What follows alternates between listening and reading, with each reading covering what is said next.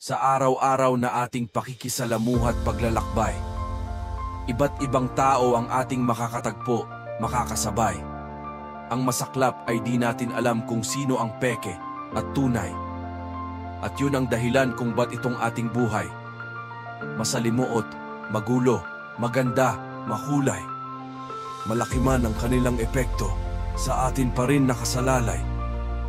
Kung paano natin patuloy na binubuo ang ating pagkataong taglay. Pero kahit ano paman, lahat sila ay may parte sa ating buhay. Ang taong masama o mabuti, parehas bibigyan tayo ng karanasan.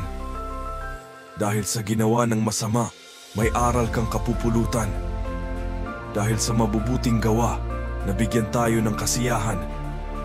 Alinman sa dalawa, may alaalang di malilimutan. Minsan ibinababa tayo ng mga taong ating pinagkatiwalaan. Yung mga di kaaano-ano pa, ang handa tayong tulungan. Minsan kapupuotan tayo ng akala nating kaibigan. At minamahal tayo ng taong di natin inaasahan. Di tayo tatanggapin ng iba dahil sa kunti nating kapintasan. Tatanggapin ng iba kahit may nagawa tayong kamalian. Iiwan tayo ng akala nating mananatiling nandyan at nananatili pa yung pinapaalis na natin ng tuluyan. Ang mundo ito ay puno ng halo-halong tao. Di mo alam kung sino ang peke at totoo. At yan ang dahilan kung ba't ang buhay na to maganda, makulay, masalimot, magulo.